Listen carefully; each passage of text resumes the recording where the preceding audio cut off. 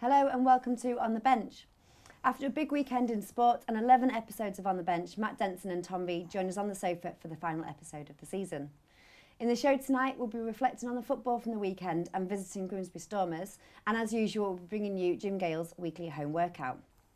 First, Hull City player Jake Livermore has recently been tested positive for consuming a Class A drug. Not only does this reflect badly on him, but also on the club as well. Matt, what are your thoughts on this one? It's disappointing, isn't it, for the club? I mean, players let them down. And unfortunately, it's not now seen as the player letting them down, is it? It's seen as the club's letting the Premiership down because one of their players has failed a drugs test. My thought is it's the individual, unfortunately, that's failed it, and he should be banned, fined and away from the game for a while. I think it's 2 years compulsory. I think that should be. Yeah, so he's had 2 year ban, Tom. Yeah. And do you think that's enough? Obviously, that, like Matt says, that's a compulsory ban.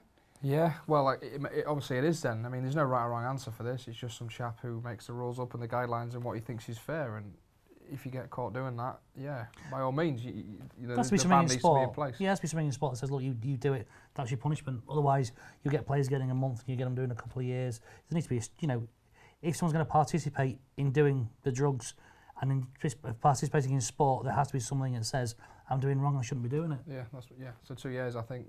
He'll learn his lesson, hopefully, with doing that, and obviously Hull City probably won't re-sign him after that. He's messed his career up, really. That's the biggest thing, he's let people down. But I think the biggest person who's let down is probably himself. Of course it is, yeah.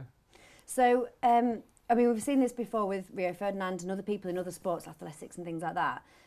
Do you think this is as consistent as it can be? Do you think it could be harsher, maybe, in terms of the ban? It can always be harsher. He's made a mistake, take his punishment.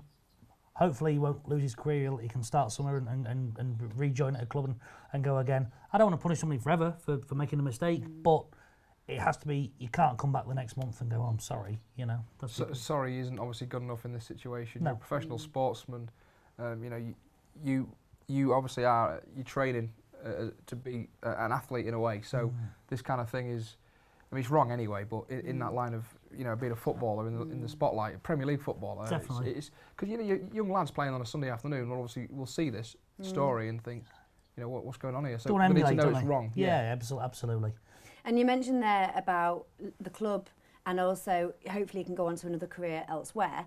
What impact do you think it's going to have on City's end of the season? Because they're fighting for survival. They're fighting. They're in a dog race, aren't they? Yeah, but there's a chance. But the problem is, the players are trying to concentrate, they're trying to train, and the last thing they want is one of their fellow players to be in the limelight because he's done something wrong, puts more pressure on Steve Bruce, puts more pressure on the players. Those guys are fighting, and the last thing they want is a story like this. So he's let people down. Definitely. Tom, just very quickly. It could go the opposite way. They could think, you know what, he's tarnished his club. We need to do something about that. Let's give a last good day performance. Well, he's got his 2 year ban, so we'll see what happens in a couple of years. Yes. Thank you very much for that. So turn our attention away from Hull City. Our crew recently visited the Grimsby Stormers. Let's take a look.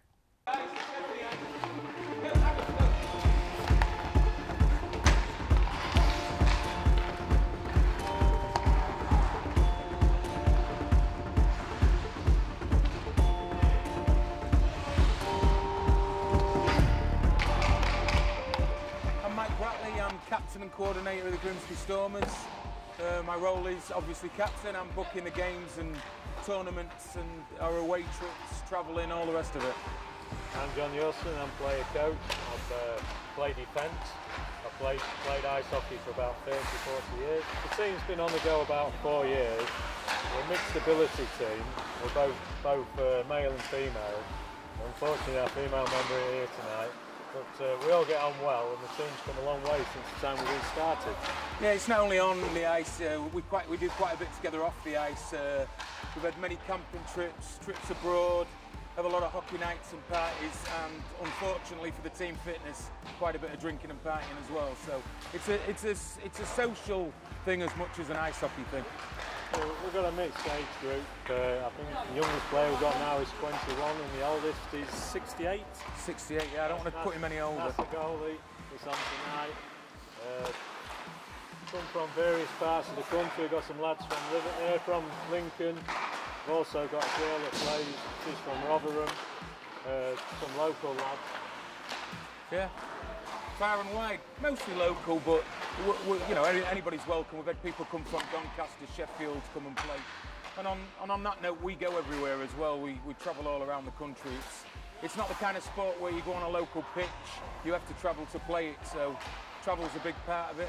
And you meet people from all over the country, really. I'm Adam Bradley, I play forward for the Grimsby Stormers. I've played for the team about 3 years. I've played since I was 19 now. I had a bit of a break in between, now 31. Yeah, the team's got a lot better over the past couple of years. We've had a lot of beginners that have started out with us, and we're all pretty much at the same level now, so yeah, it's good. Yeah, the team's quite close, so we go for a few pints after here every night, and we always have a good bus trip, and you know, get really hammered basically on the coach back. So. My name's Kyle Mitchell-Quinn. I play for the Grimsby Stormers. I usually play centre, but I can play anywhere forward. I got made up to the assistant captain this year. Been playing for the Stormers for about 3-4 years now. We started out as a beginner team just on a Sunday night, and then we're gelled together now. We've got more people coming, winning more games, and we seem to be playing more games and just gelling as a team really well. We're all here to play hockey and enjoy it and have fun. We just all play together. We play off the ice and have out of ice activities, and we're just grown as a family, to be fair. Yeah, our season, we don't really have a season. It rolls on through the year. We register September, October time for the season. We don't play in so much as a league.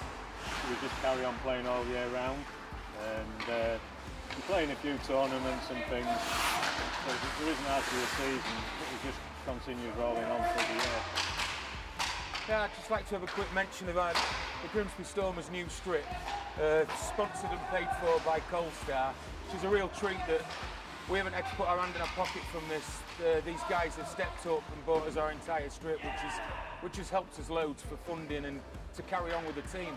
It's an expensive sport, and when a local sponsor can help us out like that, that's fantastic. So welcome to Colstar.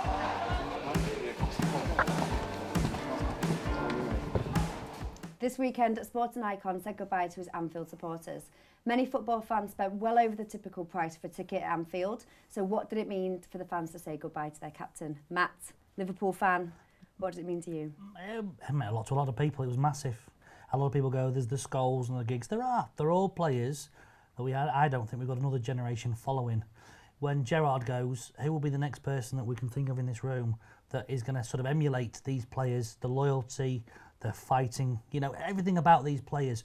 Who's the next breed to come up? I genuinely can't think of one. They come along once every decade. Yeah. And I remember 2 decades nearly. Yeah. I remember Jay Spearing was tipped as the next Steven Gerrard. Yes, yeah. Obviously that was wrong. Yes. So I don't know who's going to fill them boots now. Well, I mean, they're hinting at, you know, Henderson for the captain role, and, you know, that's kind of I think the that's mould different. is fitting. Yeah. I think we're talking to somebody here that's gone from junior stages at Liverpool. He's a Liverpool lad. His heart's in it, and he's gone through the stages. He's worked hard. He's come from junior ranks to club captain, loyalty, gone nowhere else, had many big offers, as we know, and stayed with the good and the bad times. He stayed with Liverpool. Respect. I don't think you're going to get a local Liverpool lad again coming from 8 or 9 years old to 34, 35, being a captain and winning the Champions League with them. And absolutely. I don't think that'll actually happen again for Liverpool. I mean, when you see lots of professional footballers talking about Gerrard, they've never got a bad word to say about him. Correct. Professional is probably one of the first that they say about him. Can he be put in the same bracket as Kenny Dalglish and other Liverpool legends like them? Kenny Dalglish obviously is a legend, but I don't think he'd be in the same bracket because Gerrard's a hero of our time now. You know, as current, there's millions of people around the world has number 8 on the back of the shirt because of one man, and that is Gerrard. Just quickly, you can see on Saturday he took his girls onto the pitch, walking around doing the lap of honour, seeing all the fans. What do you think it meant to Gerrard, Tom, to say bye to them? Well, he was holding back the tears. I think he even said at one point, "I'll cry later. I'm going to, keep it together for now." And he'll be back, I'm sure, at Anfield. Of course he will. But it's not the end of Gerrard. But I'm sure it's an emotional day for him. It definitely is. What capacity, just very quickly? I think he'll come back in a few years' time. I'm talking a few years' time, as assistant, a bit like Giggs now, and then I believe at some stage he will take the reins. Cool. Okay. Fingers crossed we can look forward to that. So thank you very much, and we'll be back to talk more in a second half. But as always, let's take a break and have a look at Jim Gale's home workout. Hi, welcome to Jim Gale's Home Workouts. Over this 4th series, we're going to go through a number of workouts to hit different aspects of fitness and also to hit different areas of your body. Before we get started, we need to go through some health and safety. First of all, always warm up at the start and always cool down at the end. Also, I'll be asking you to use some equipment at home, so don't use anything too heavy and never push yourselves too hard. Okay, let's get started.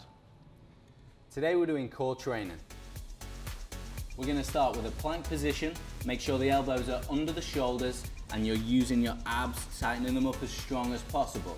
Try not to drop the hips too low and don't keep them too high. Just make sure you're nice and straight. Next, you're going to bring it over to the back, bring the knees up and take your ball. Again, if you don't have a medicine ball, you can use like a football or a basketball and just make sure it's going around the body. Keep that movement going. It's the core that's doing the work there, not the shoulders or the arms. So use your whole body for that one. Next one you're going to do is laying down, place the hands next to your sides, pull it in and a little twist. In at the top, little twist at the bottom. Try and extend all the way out. If you don't have a mat for this, you can just use a towel. Make sure it's protecting your lower back so it doesn't hurt on the floor and just pull it all the way up. And that's your core training.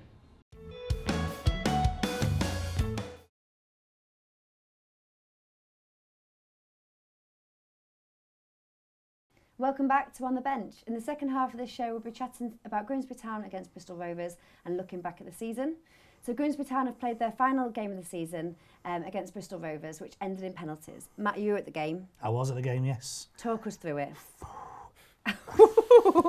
It's a good you're asking me today and not yesterday, because yesterday I was very wound up about the game. Obviously, we lost on the penalties, which I'll always say, if you don't hit the target, you ain't going to win. The game itself, it was very evenly balanced, I think. Very evenly balanced. Yes, we got a lead. Yes, there should have been a sending off. Yes, there was some diving. It had everything in the game. It was a great game with big crowds. It was a good day, but wrong result. And it was our own making. I think our destiny was there yesterday for Town. Really? Yeah, I really do. So, obviously the sending off didn't happen. Should have done. What difference do you think that would have made to the game? It was the keeper that we're Listen, talking I don't want to about. see anyone be reduced to 10, okay? But if you come out and you're on the attack and you're the last person, you're the keeper, and you come out and you handle it on purpose and stop the ball going in the goal or have going towards that goal, it is off automatic. It's not a yellow card.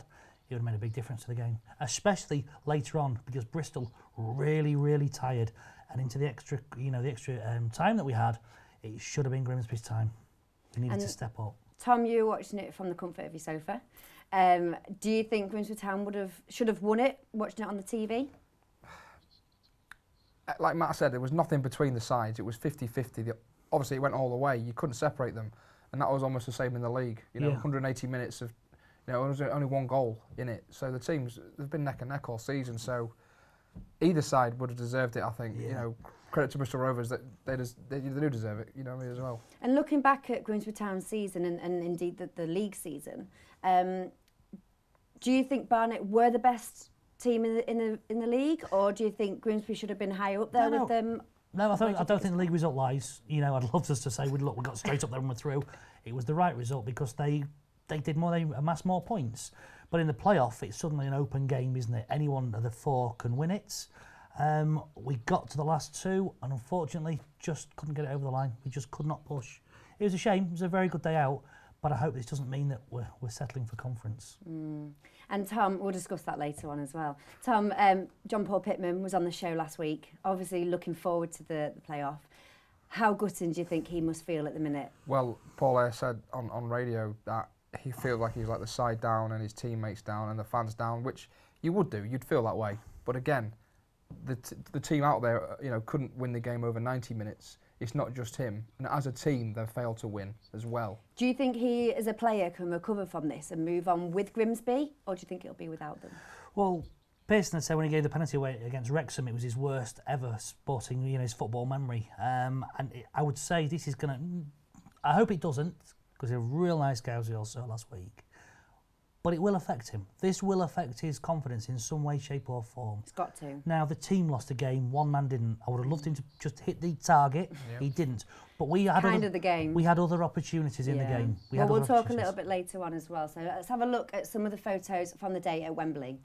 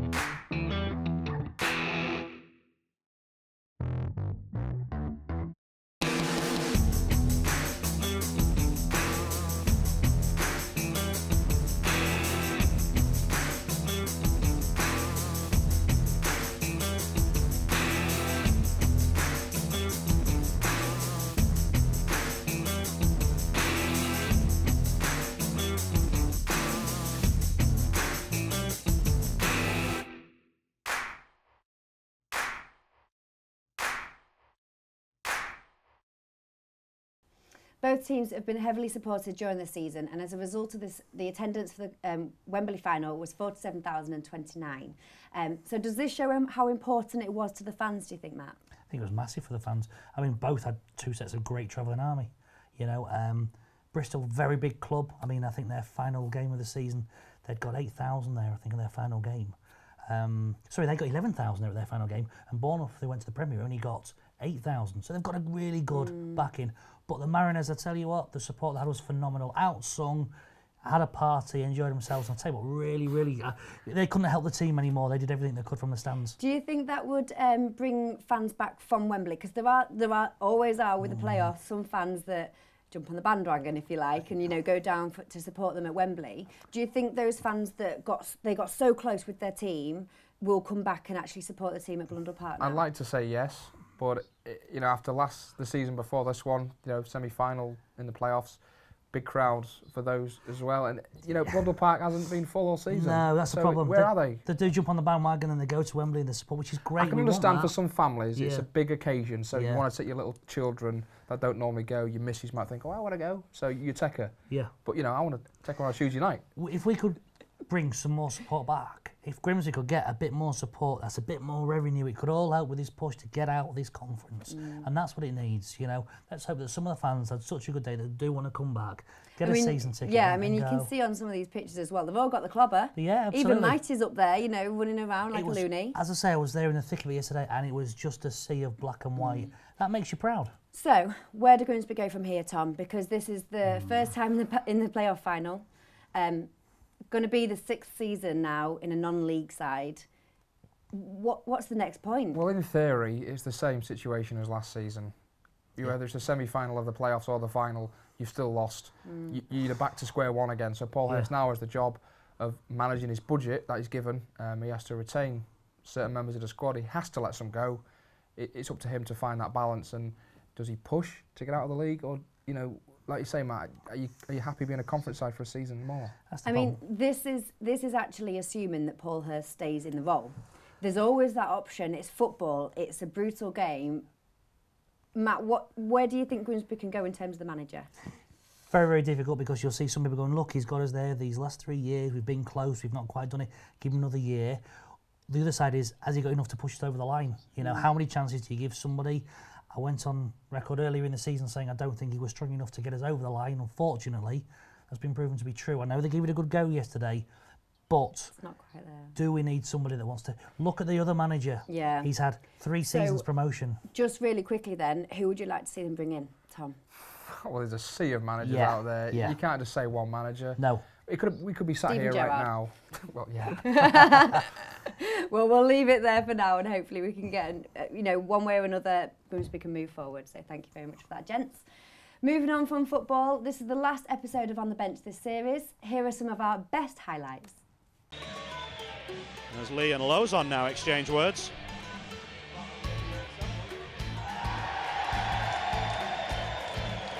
And there's a fun little fall for Tanaka.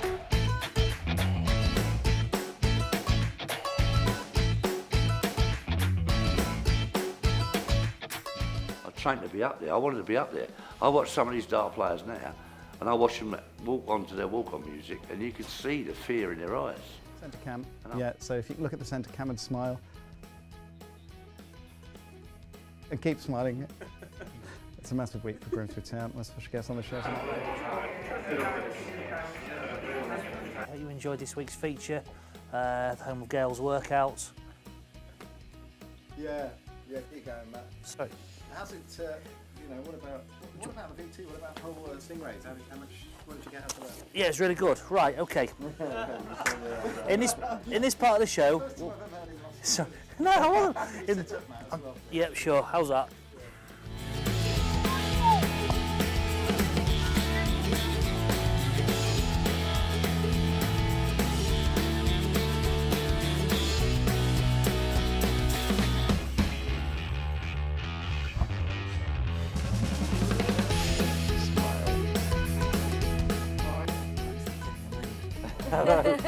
It's like the tournament now. They don't ask me, they always ask you. All I could hear in my ear was nights. Yeah, you forgot that bit now. You've got the teams we're playing, which is really bad because I'm the coordinator as well, and I book them teams. So if any of them see it, they'll go, "Fancy Okay, usually from about 7-year-old up to about 13 as I've got in here tonight, and they're just kids who just want like somewhere safe for them to learn and look after themselves, and they're doing really well.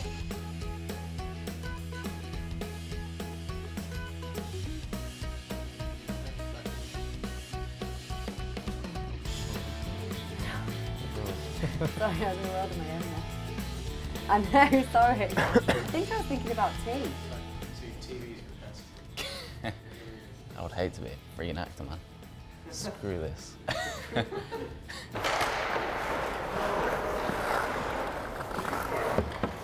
Well, that pretty much sums up my experience so far. So I got my boots in, to tiptoe. No, I think it's because your boots are real loose. Yeah, that hasn't done up. Because I'm a chav. Some sort of skip. Thank you very much. Unlike the hot rods, where they're encouraged to be close racing and passing with skill, this is, if you're in the way, I'll hit you out the way. When you come here, you're on a level playing field, if you like, and that is good. And long may it rain. Got it. Look at the camera for that one? Yeah, I'll wait when you're ready, mate. I know where the camera is, mate. right. Yeah, right.